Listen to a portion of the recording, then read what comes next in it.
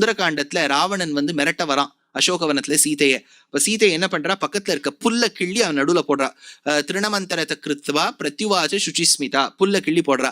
ஏன்னு பெரியவாச்சான் பிள்ளை கேட்டு பல பல காரணங்கள் சொல்றார். ராவணா, உனக்கு நான் எவ்வளவோ சொல்லி பார்த்தேன், நான் ராமனுடைய பத்னி, என்னால உன்னை கல்யாணம் பண்ணிக்க முடியாது, எனக்கு இஷ்டமும் இல்லை. நீ அதுக்கு பதிலா எனக்கு நிறைய பட்டுப்புடவையா கொண்டு வைக்கிற, நிறைய நகையா கொண்டு வைக்கிற, எனக்கு இதுல இஷ்டம் இல்லை. நீ வைக்கிற வஸ்து எல்லாம் புல்லுக்கு சமானம். திருணம் அந்தரத கிருத்வா. அடுத்தது புல்லை எதுக்கு வச்சான்னு பெரியவாச்சான் பிள்ளை. இவ்வளவு சொல்லியும் அவனுக்கு புரியலன்னா ஞானம் இல்லை.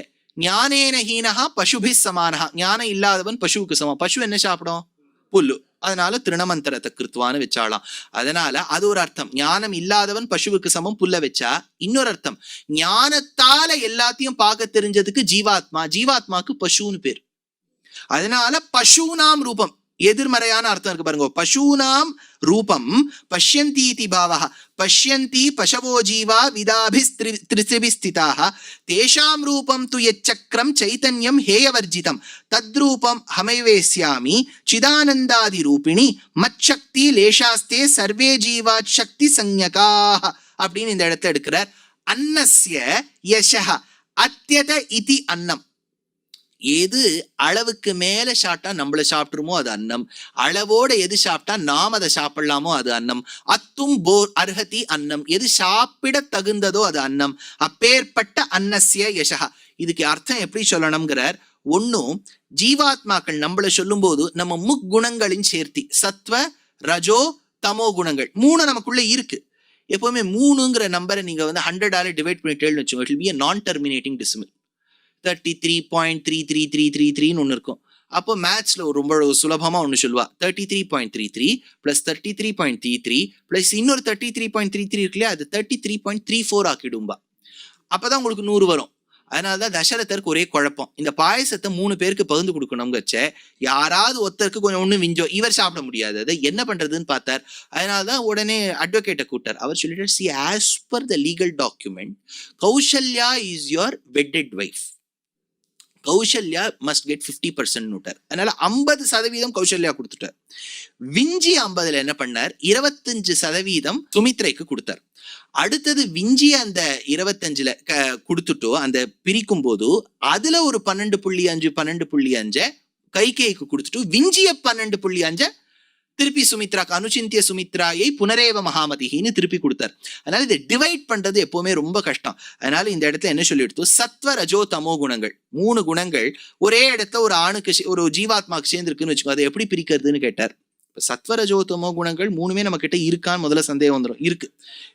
முதல்ல உபன்யாசம் கேட்டு கேள்னு வச்சுக்கோ, முதல்ல கொஞ்சம் வந்த உடனே ஒரு பக்தி ஸ்ரத்தையோட வரேள், நீங்கள்லாம் நல்ல விஷயம் சொல்லுவாருங்கிற நம்பிக்கையில வரேள் இல்லையா. எல்லாமே ஒரு நம்பிக்கை தானே வாழ்க்கையே ஓடுறது. அதனால ஒரு சத்துவ குணத்தோடு இருப்பேன்.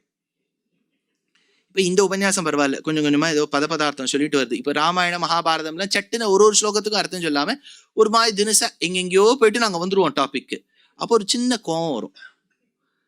இவர் என்ன ராமாயணம் சொல்றாரா, ஒரு கோவம் வருது இல்லையா. அப்போ 2வது குணம் பிறக்கிறது. இவர் நம்ம இவ்வளவு முறைச்சு பார்த்தோம், ஒன்னும் திருந்திக்கிற மாதிரி இல்லை, அதனால நம்ம ஒரு ஆஸ்வாசப்படுத்திட்டு கொஞ்சம் ரெஸ்ட் எடுத்துக்கலான்னு போறது இல்லையா. அப்போ ஒரு ரெஸ்ட் எடுத்துப்பேள்.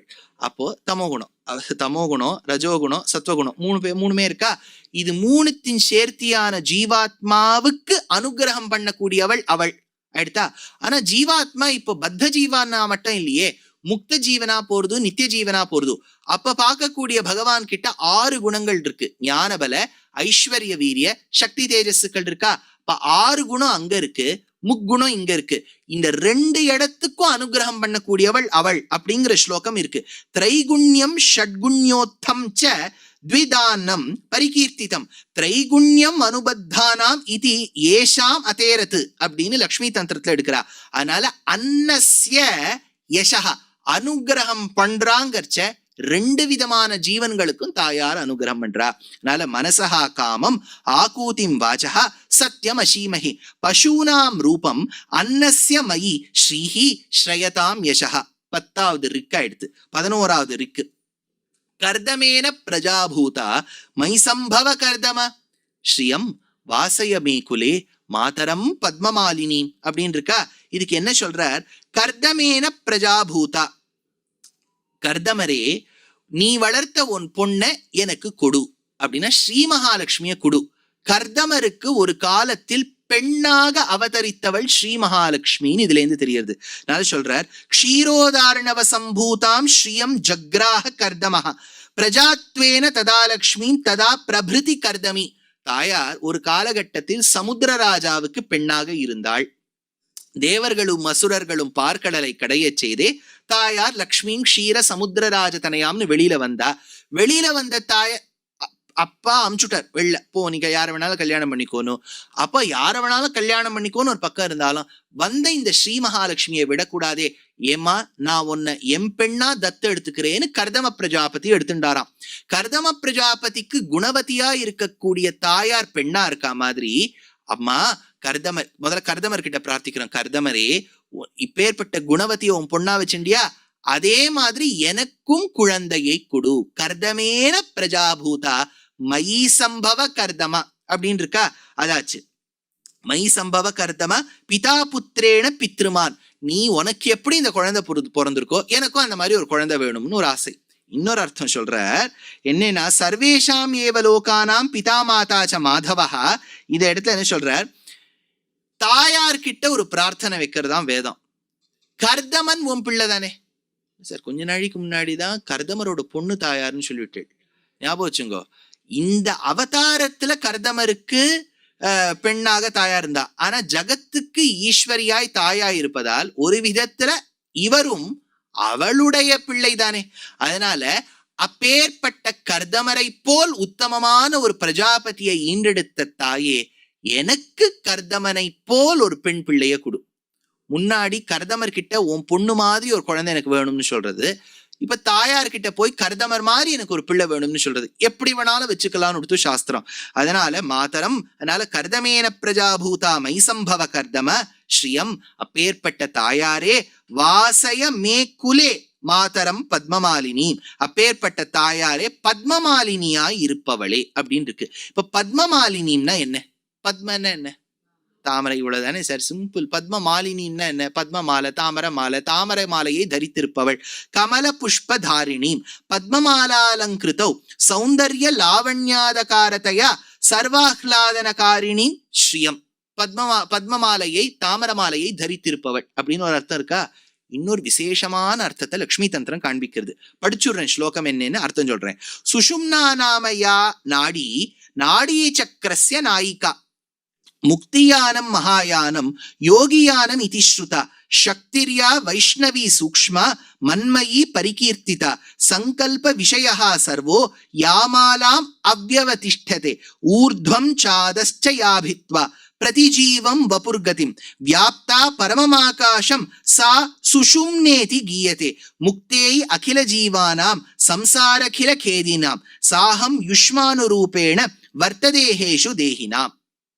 என்ன இந்த இடத்துல சொல்றாருன்னா, ஆதார பத்மம்னு 32 இருக்குமா. இதெல்லாம் லக்ஷ்மி தந்திரத்துல சொல்றா. 32 லோட்டசஸ் ஆதார பத்மம்னு பேர். அந்த 32 சேர்ந்து ஒரு மாலை மாதிரி இருக்குமா. எப்போ எங்கேந்து ஆரம்பிக்கிறதுன்னு, இந்த கிட்னியோட மேற்பகுதி இருக்கு இல்லையா, சாஸ்திரம் சொல்றது, இந்த மூத்திரப்பைனா நீங்க கீழே யுரேத்ரா வரைக்கும் போட வேண்டாம், இந்த கிட்னி வரைக்குமே வச்சுக்கோங்க. முதல்ல அங்கே தானே அது மேனுஃபேக்சர் ஆகி கீழே போறது. இந்த இடத்துல இருந்து பிரம்மரந்திரம், சுஷும்னா நாடி, இந்த பிரம்மரந்திரம் வரைக்கும் ஆதார பத்மம்னு 32 இருக்குமா. அந்த இப்படியும் மாலையை வச்சுக்கலாம். இப்படி நீங்க அதை ரவுண்ட் ஆக்கி கோத்துட்டேல்ல மாலை ஆயிடுறதா, அந்த மாலைக்கு பத்மமாலான்னு பேர். அந்த பத்மமாலை வழியாகத்தான், ஒரு நாடி வழியாகத்தான் ஜீவாத்மா செல்ல வேண்டுமோ என்னமோ, அதுக்கும் வழிகாட்டியாக இருப்பவள் பத்மமாலினி.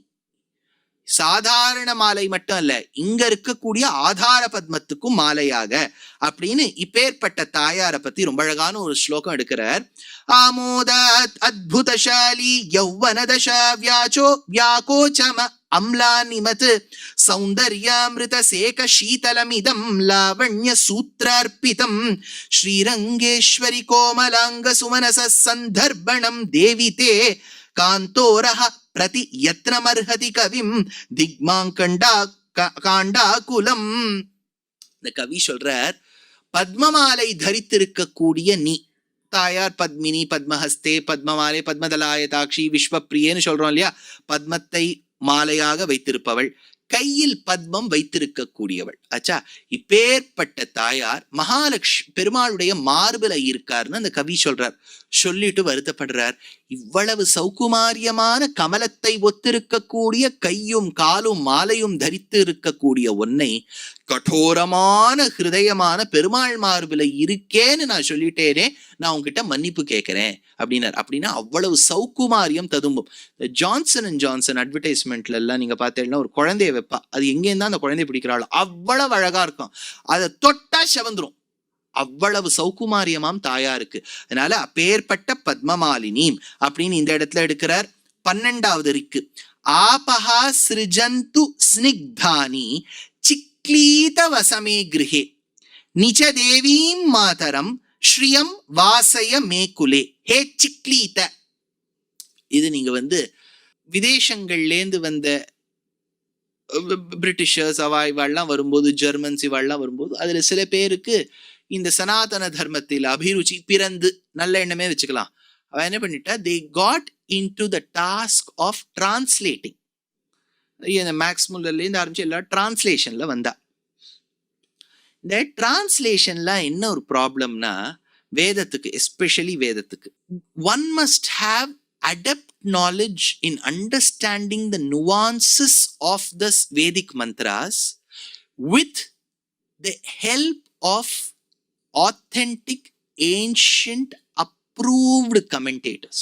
உவட்டாச்சாரியர், மஹீதராச்சாரியர், பட்டபாஸ்கரர், சாயனாச்சாரியால், ரங்கராமானுஜமுனி 5 பேர் வியாக்கியானம் பண்ணியிருக்கா புருஷ சூக்தத்துக்கு.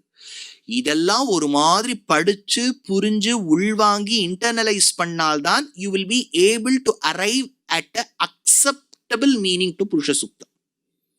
வெறும்னா வார்த்தைக்கு வார்த்தை எழுதினா வராது. வேதத்துக்கு சொல்றேனே, ராமாயணத்துக்கே பாருங்க, துல்லியசீல வயோவிருத்தாம் துல்யாபிஜன லக்ஷணாம் ராகவோர்ஹதி வைதேகிம் தஞ்சையம் மசிதேக்ஷனான்னு சுந்தரகாண்ட ஸ்லோகம். இதுக்கு டிரான்ஸ்லேஷன் யாரு வேணாலும் வாங்கி பாருங்க, என்ன இருக்கும் தெரியுமா? You are equal in various aspects to the lotus-eyed Lord, in your ancestry, in your characteristics, in your age, and in your beauty. Thought Hanuman, comma, thought Hanuman, full stop. இப்படிதான் இருக்கும். அப்படி இல்லை, வால்மீகி அப்படி எடுக்கல. ஹனுமான் ராமரை பார்த்துட்டு வந்திருக்க, ராமரை பார்த்த பிறகு இதுதான் என் தெய்வம்னு புரிஞ்சுட்டார். எவ்வளவு காலமா இருந்தார், ராமரை பார்த்த உடனே இதுதான் தெய்வம்னு புரிஞ்சுட்டார். ராமர்கிட்ட இருந்து கைங்கரியம் பண்ணி பண்ணி பண்ணி அவருக்கு ராமரை மனசுல என்ன உள்வாங்கிட்டார். அப்படி இருக்கும்போது வாலிவதம் எல்லாம் ஆன பிறகு ரிஷ்யமூக பர்வதத்தின் ஒரு குகையில தான் இவெல்லாம் தங்கியிருக்கா. சுக்ரீவன் நாட ஆள போயிட்டான். அவர் பட்டண பிரவேசம் பண்ண மாட்டார் ராமர். பக்கத்து குகையில ஹனுமான். பாதி ராத்திரிக்கு ராமர் எழுந்து அழுவர், யோ சீதா சீதான்னு. அப்ப ஹனுமான் உள்ள யோசிச்சிருப்பார், இவர் இவ்வளவு பலசாலி, எவ்வளவு அழகா இருக்கார், இவர் போய் சீதா சீதான்னு உட்காந்து அழறார். இவரோ க்ஷத்ரியர், சீதா இல்லைன்னா ஒரு கீதா, யாரையோ கல்யாணம் பண்ணிக்கிறது, இவர் உட்காந்து எதுக்கு சீதையை நினைச்சுன்னு அழறார் அப்படின்னு ஹனுமானுக்கு தோணிருக்கும். ஏன்னா ஹனுமான் கோஎட்ல படிச்சது கிடையாது, அவர் ஒரே ஒரு ஸ்டூடெண்ட். அவர் ஆச்சாரியன் சூரியதேவன் கிட்ட அவர் மட்டும் போய் படிச்சார், அவருக்கு கோஎட் கிடையாது. அதனால அவர் யோசிச்சார், எதுக்கு ராமர் இப்படியே சீதா சீதான்னு உட்காந்து அழுதுன்னு இருக்கார். சொல்லவே இல்லை. ராமர் புரிஞ்சுட்டார், அகத்தின் அழகு முகத்தில் தெரியும் இல்லையா. அப்பதான் பெருமாள் சங்கல்பம் பண்ணார், எப்போ இவன் நான் சீதையை பிரிஞ்சுட்டு சீதையை நினைச்சுட்டு வருத்தப்படுறத நினைச்சுட்டு இவன் வருத்தப்படுறானோ, இவன் தான் சீதையை போய் பார்க்கணும். ஆச்சா, இப்ப ஹனுமான் போயிட்டே இருக்கார். அவர் அந்த எண்ணத்துல போயிருக்கார். அவருக்கு ரொம்ப சீதையை பத்தி தெரியாது, ஒரு பெண்ணின் குணாதிசயங்கள் தெரியாதுங்கிறது எங்க தெரியுது தெரியுமோ? இப்பேற்பட்ட நவவியாக்கரண பண்டிதரான ஹனுமான் மண்டோதரிய சீதைன்னு நினைக்கிறார். ஆஸ்போட்டயாமாஸ சுசும்ப புச்சம் நனந்த சிக்ரீட ஜகௌ ஜகாம ஸ்தம்பானரோஹம் நிபபாத பூமௌ நிதர்ஷயம் ஸ்வாம் பிரகிருதிம் கபீனாம். குரங்கு புத்திய காமிச்சுட்டியே அப்படின்னார் வால்மீகி. மண்டோதரி ராவணன் பக்கத்துல படுத்துட்டு இருக்கா. இதுதான் தாயாரா இருக்குமோ சந்தோஷப்பட்டாராம். அப்புறம் சிந்தனை பண்றாராம், சர்வலோக மாதா ராமன் அழக்கூடியவள், சந்தோஷமா ஆபரணங்கள்லாம் தரிச்சுட்டு ராவணன் பக்கத்திலே படுத்துட்டு இருப்போ, ஐயோ நான் யாரையோ நினைச்சுட்டேனே சீதைன்னு அப்பப்ப தலையில போட்டு. அப்புறம் ஒரு இடமா தேடின உடனே சீதைன்னு எப்படி கண்டுபிடிக்கிறாருன்னு சொன்னார். ஏகஸ்த ஹிருதயானூனம் ராமேவ அனுபஷ்யதி. She was looking to a certain direction and she was not taking her eyes off from that direction. ஏன்னா அது ராமருடைய திக்கா இருக்குமோன்னு நினைச்சுட்டு அதையே நினைச்சுன்னு ஒத்தி அழறாளாம், இதுதான் சீதையா இருக்குமோன்னு. இப்ப மரத்து மேலேருந்து பாக்குறார், இப்ப மரத்து மேலேருந்து இப்படி ஆங்கிள் எல்லாம் டில்ட் பண்ணி பாக்குறாரு சீதை எப்படின்னு. இப்ப யோசிச்சு பாருங்க, இந்த ராத்திரி இந்த சீரியல் சலச்சித்திரம் சீரீஸ் எல்லாம் முடிக்கும் போது என்ன பண்ணுவான்னா, இப்போ ஹீரோ அப்படியே ஹீரோயின் நினைச்சுன்னு வருத்தப்படுறதா லாஸ்ட் ஃப்ரேம் இருக்குன்னு வச்சுக்கோ, அப்போ ஃப்ரேமை டிவைட் பண்ணிடுவார் டைரக்டர். அப்படியே ஹீரோ இந்த பக்கத்துல அப்படியே வருத்தப்பட்டு இருக்கார், அந்த இடத்துல ஹீரோயின் வருத்தப்படுறார், தொடரும் போட்டுருவாளா. ஏற்கனவே ராமரை பார்த்துட்டு வந்திருக்கார், இப்ப சீதையை பாக்குறார், ரெண்டு பேரும் சமமா இருக்கா, கம்பேர் பண்றார். அந்த ஸ்லோகம் தான் இப்ப நான் சொன்னது, துல்லியசீல வயோவிருத்தாம். ஷீலம்னா குணம், குணத்தால ஒரே மாதிரிதான் இருக்கா. துல்லியசீல வயோவிருத்தாம், வயசுலயும் ஒன்னா இருக்கா. ரெண்டு பேர் லிப்ட்ல வரா, நமஸ்காரம் நமஸ்காரம், இது உங்க அப்பாவா? இல்ல இல்ல அதுக்காரர். துல்லியசீல வயோவிருத்தாம், வயசுல பாக்குறதுக்கும் ரெண்டு பேரும் ஒன்னா இருக்காளாம். துல்லிய அபிஜன லக்ஷணாம், குணம், லைக்ஸ் அண்ட் டிஸ்லைக்ஸ் இருக்கு இல்லையா. நல்லா ஃபேஸ்புக் என்ன பண்ணிடுத்தோ நடுவுல, இப்ப அந்த கேள்வி கேட்கறதுல ஃபேஸ்புக்கு முன்னாடி ஒரு பூர்வாவதாரம் ஒண்ணு இருந்தது, ஆர்குட்னு பேரு, அதுக்கு பூர்வ சரித்திரம் அது. அப்போ அதுல கேட்கும், உங்களுக்கு பிடிச்சதெல்லாம் என்ன, பிடிக்கல என்ன என்ன அப்படின்னா, இப்ப நான் எனக்கு பிடிச்சதெல்லாம் இருக்குன்னு சொன்னா ஒரு 4 ஸ்திரீகள் பார்க்கும்போது ஓஹோ இவருக்கும் இதெல்லாம் பிடிச்சிருக்குன்னு தோணுமா தோணாதா? அதனால லைக்ஸ் அண்ட் டிஸ்லைக்ஸ் ஒரு மாதிரி சமமா இருந்துடுத்துனா நல்லா இருக்கும் பாருங்க. ரெண்டு பேருக்கும் உபன்யாசம் பிடிச்சிருக்குன்னா கார்த்தால பிரேக்ஃபாஸ்ட் பண்ண வேண்டாம், இங்க பொங்கல் கொடுத்துடுறா. அதனால இப்போ ஒருத்தருக்கு பிடிச்சு ஒருத்தருக்கு பிடிக்காம இருந்தால்தான் கஷ்டம். அதனால துல்லியசீல வயோவிருத்தாம். இப்ப கச்சேரிகள் இப்போ இந்த வருஷம் கொஞ்சம் கொஞ்சம் வந்திருக்கு, இல்லாட்டாலும் சொல்றேன், இப்போ ஒரு 1.5 வருஷமா அவ்வளவு இல்லையே. ஒரு காலத்துல அப்படியே கச்சேரியா இருக்கும். இப்ப எப்படி கச்சேரி இருக்கும்னா, ஒரு நாளைக்கு ஒரு 100 கச்சேரி இருக்குன்னு வச்சுக்கோ. பல கச்சேரிகளுக்கு அப்பா அம்மா பாட்டி தாத்தா தான் உட்காந்துப்பா. யார் பாடுறாளோ அவளுடைய அப்பா அம்மா உட்காந்துருவா நிச்சயம், அதுல சந்தேகமே இல்லை. அதனால அவ்வளவு கச்சேரிகள் இருக்கும்போது யோசிச்சு பாருங்க, இப்போ பதி பத்னி ரெண்டு பேருக்கும் அந்த ராகத்துல ஒரு அன்பயம் இருக்குன்னா எவ்வளவு நன்னா இருக்கும் இல்லையா. கல்யாணின்னு பேசும்போது பாப்பா என்னமா இருக்குல்ல இந்த கல்யாணி அப்படின்னு சொன்னா நன்னா இருக்கும். இவருக்கு கல்யாணியும் தெரியாது, பைரவியும் தெரியாது, யாரையுமே தெரியாதுன்னா அந்த மாமி மட்டும் வந்தா எவ்வளவு கஷ்டப்படுவோம். ராமருக்கு ஏத்த மாதிரி சீதை இருக்காளாம், சீதைக்கு ஏத்த மாதிரி ராமர் இருக்காராம். துல்லியசீல வயோவிருத்தாம் துல்லிய அபிஜன லக்ஷணாம். குலத்தை, இவருடைய முன்னோர்கள் பூர்வர்களை பார்த்தா ரெண்டு பேருக்கும் நல்ல ஆன்செஸ்ட்ரி இருக்கு. நீங்கள்லாம் நிறைய வயசுல பெரியவாள், அனுபவத்துல பெரியவாள்லாம் இருக்கு. ஒரு காலகட்டத்துல when elders had the opportunity, were given bestowed the opportunity to arrange marriages. அது இப்போ என்டேஞ்சர்ட் ஸ்பீஷீஸ்க்குள்ள போயிடுது. அரேஞ்ச் மேரேஜ்னு சொன்னா பாரு, I think something is wrong with. நீங்க எதுக்கு பார்த்து வைக்கிற, பிள்ளைக்கு பார்க்க தெரியாதா அப்படி. அதனால ராமருக்கு 12 வயசு வரைக்கும் கல்யாணம் ஆலேன்னு தசரத்தை ரொம்ப வருத்தப்பட்டார். ஏன்னா தாரக்கிரியாம் பிரதினர் வால்மீகி, ஐயோ பிள்ளைக்கு இன்னும் கல்யாணம் ஆலியேன்னு நினைச்சார். அப்போ உடனே விஸ்வாமித்திரர் என்ன கவலைப்படுறேன்னு, ஐயோ என் பிள்ளை கல்யாணம் ஆலியேன்னு கவலைப்படுறேன், இப்போ உன் பிள்ளை கிட்ட இருக்கக்கூடிய ஏதாவது குணம் சொல்லு, அப்பா அம்மா பேச்ச கேட்பான், ஆகாதுன்னு விட்டார். துல்லியசீல வயோவிருத்தாம் துல்லிய அபிஜன லக்ஷணாம். அதாவது நீங்க எல்லாம் பெரியவா இருக்கே, அப்போ பொண்ணு பார்க்க வரும்போது இதுதான் மாப்பிள்ளையுடைய தாத்தா. அந்த காலத்துல you must know very very well, கோவிந்தராஜ்யம்ங்கிற வியாக்கியானத்தை முதல் முறை புஸ்தகமா போட்டவர் இவர் தாத்தா தான். இவர் தான் மாப்பிள்ளையோட அப்பா. உங்களுக்கு தெரியும் இல்லையா, மகாபாரதத்துல பாவதீபம்ங்கிற கமெண்ட்ரிய முதல் பப்ளிஷ் பண்ணது இவர். தாத்தாக்கு இந்த பெருமை, அப்பாக்கு இந்த பெருமை, பிள்ளைக்கு ஒண்ணும் இல்லை. துல்லியசீல வயோவிருத்தாம். குடும்பம் தான் ரொம்ப நல்லா இருக்கு. வியாசம் வசிஷ்டன் அப்தாரம், வசிஷ்டரோட கொள்பேரன், சக்தேவ் பௌத்திரம், சக்தியுடைய பேரன், பராசராத்மஜம், பராசரர் பிள்ளை, எல்லாம் இருக்கும். பிள்ளையால பெருமை இருக்கான்னு கேட்டா பிள்ளையார இல்ல சார், ஒண்ணும் இல்லை இல்லையா. பிள்ளைய அப்பா சம்ரட்சிக்கிறது, அப்பாவை பிள்ளை சம்ரட்சிக்கிறது, இதெல்லாம் ஒரே சிதம்பர ரகசியம் தான். அதனால துல்லியசீல வயோவிருத்தாம் துல்லிய அபிஜன லக்ஷணாம் ராகவோர்ஹதி வைதேஹீம். ஸ்லோகம்னா என்ன, பெருமாளுக்கும் தாயாருக்கும் எல்லாத்துலயும் சாமியம்னு வருதா, they are equal in various aspects வருதா. டிரான்ஸ்லேட்டர் இதை தானே எழுதியிருக்கார், he has missed a point. அந்த இடத்துல என்ன சொல்றார் ஹனுமான், ராகவோர்ஹதி வைதேஹீம், ராகவனுக்கு வைதேகி தான், வைதேகிக்கு ராகவன் தான், எல்லாத்துலயும் சமமா இருக்கா. தஞ்சையம் சீதேக்ஷணா, கண்ணழகு படைத்த சீதைக்கு ராமர் இந்த விதத்துல எல்லாம் ஈக்குவலா இருக்கார். அப்படின்னா அர்த்தம் என்ன தெரியுமோ, கண்ணழகு படைத்த சீதைக்கு ராமர் இதெல்லாம் ஈக்குவலன்ட்னா, கண்ணழகுல மட்டும் பெருமாளை விட தாயார் வசத்தியா நிக்கிறான்னு அர்த்தம். அது ரொம்ப சூக்ஷ்மமா சொல்றார். அதனாலதான் அவர் அந்த இடத்துல ராமர் கோஷ்டியில இருந்தார். இங்க வந்த உடனே அவர் சொன்னார், என் குரங்கு புத்தி என்கிட்ட திருப்பி கொடுத்துட்டேனர். உன் குலம் உன்னதாக்கி உயர் புகழ்க்கு ஒருத்தியாய தன்குலம் தன்னதாக்கி தன்னை இத்தனிமை செய்தான் வன்குலம் குற்றத்துக்கு இழுந்து வான்குலத்தை வாழ்வித்து என் குலம் எனக்கு தந்தாள் எண்ணி நீ செய்வது எம் மொயினர் கம்பர்.